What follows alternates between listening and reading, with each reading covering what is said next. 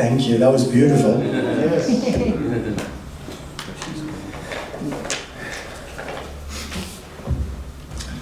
Beautiful presence and so many good people sharing from their hearts.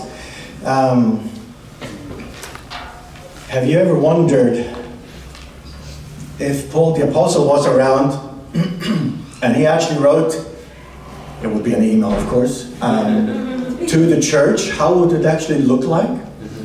Well, I have the email here. Of course it's imaginary, but nevertheless. So I received this email from Paul the Apostle, and it's written to the church in Tauranga, called Restore Church. Grace and peace to you from God our Father and the Lord Jesus Christ. We are the only people on this planet that can celebrate death and combine that with hope for our everyday's life and struggles. And when Jesus said, Father, into thine hands I commend my spirit, he knew the one and only work was done and done in full. Sufficient for all future people to live life to the fullest. Amen. Yes. Just as God was with Joshua when Moses died, the Holy Spirit is with you now. And Jesus, our advocate, is in heaven, showing his hands when Satan, the accuser of the brethren, appears. The price is paid in full, and the accuser therefore has no legal rights anymore. Then Paul the Apostle, he says, but I have heard that many people don't know the grace of God and don't understand the grace of God, and even many believers live with a sense of shame, condemnation, fear of failure.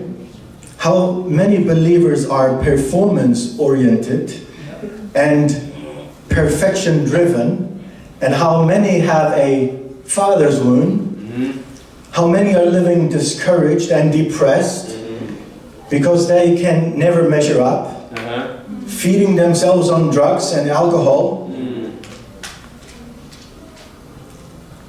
It ought not to be like this. This is not normal. Shame, condemnation, fear, discouragement, depression is not from God.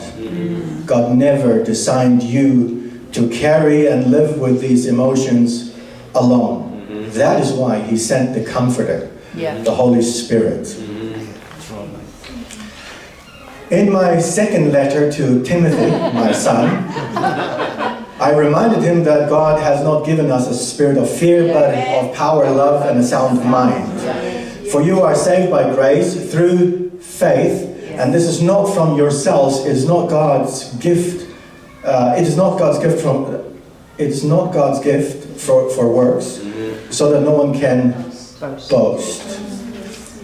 When we first got saved, we knew it was by grace, but 20 years later or so, for some of you, and after all the good things we have done for God, somehow we now start thinking, I have some brownie points. But God doesn't really work like that. Grace doesn't work like that. It's never earned. And to give you some context, some words we only know them in a scriptural or Christian way. For instance, the word that we start using today, I believe, is the word Pentecost. And it's very closely related to Pentecostalism. You might associate that word with being a little weird, and maybe acting a little weird in church, Pentecostalism. And unfortunately, you might associate that with being the person, the Holy Spirit. This is how the accuser has been successful in associating the Holy Spirit with being weird. If we look up the word, what does it actually mean? The Greek word simply means 50. 50. And we call it Pentecost. And we associate it with. Another such word is the word grace. Or in Greek, it's called, I'll spell it, charis, and we can pronounce it as charis. And it was a cultural word before it became a Christianese word. It's referred to a benevolent gift, a charitable or philanthropic gift from a superior to an inferior. Think unmerited, undeserved, unearned kindness, love, and favor from a person in a superior position, in wealth, goods, quality of life, and power, to a person in inferior position. That was the cultural meaning of the word grace. When someone superior in wealth or in goods saw someone who was in need or inferior, not as a person but inferior in goods, then if the superior gave a gift to that inferior person, then that would be called charis, grace. But it actually involves three people, not two, three. So the one that gives and the one that receives, and then there was a third person. In Greek language, the person that provided the goods would be called the patron, or the benefactor, and the person receiving the goods would be called the client, or the beneficiary. Now in the Bible, we don't call each other clients, just making that sure.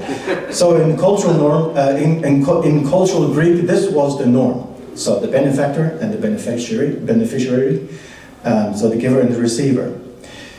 It was common for a wealthy Greek person to desire to give gifts to the helpless, the needy, or the poor. Generally, there was little direct contact between the wealthy Greeks and the poor, between the benefactor and the beneficiary. For instance, a shoemaker, a patron, wanted to give shoes to children in an orphanage, the clients, then he would engage a third person. That person would be called a broker or a mediator. The broker was engaged by the person, the patron, to find and identify the needs of the inferior and bring the inferior together with the superior. And sometimes the brokers would actually pay for the goods as well. Jesus paid for the goods. Yeah. He is that grace. And here's another definition of grace. It is from the Baker's Encyclopedia of the Bible. Grace is the dimension of divine activity that enables God to confront human indifferences and rebellion with an inexhaustible capacity to forgive and to bless. An inexhaustible capacity. So I want to show you a picture of how grace actually looks like. Wow. This is the story about a father and a son. Unfortunately, the father has now passed away. That was 2 years ago, and he was 81. The story is about Rick and Dick Hoyt. Real story, you can look it up on Wikipedia, and there's lots about them.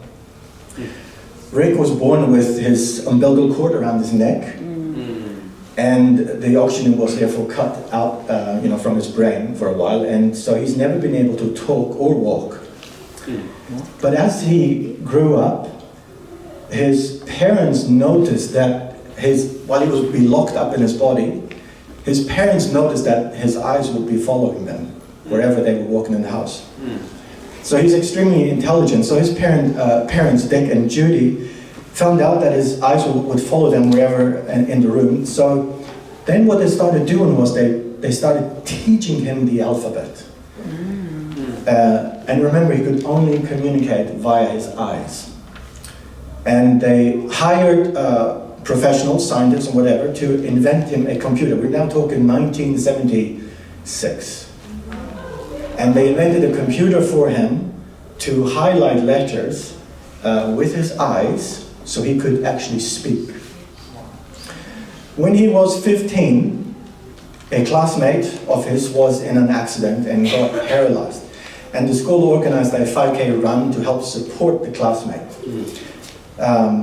Rick, remember now, only with his eyes, via the computer tapping letters, trained, sorry, let me go back. So Rick, now realizing that his friend in school is paralyzed, he tapped on the computer so his father would get a message, and the message was, I want to run in that race. Wow. And so the dad, who was not a runner, like myself, trained so he could push his son in a wheelchair. And after the race, the son said to his dad, that is the first time in my life that I did not feel handicapped. Wow. Praise the Lord. And so his dad continued to train up until 2021.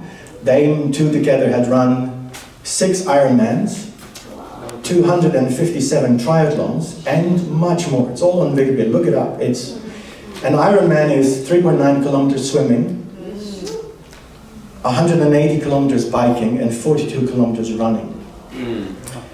When his dad is swimming, next, Rick is being pulled by a little raft. When his dad is cycling, Rick is on the seat on the front of the bicycle. And when his father is running, Rick is in a chair and his father is pushing. And so, in concluding, everything that I have done, the reason I'm here today, is because it's actually me in that boat. Amen. And the father is pushing, Amen. he's pulling.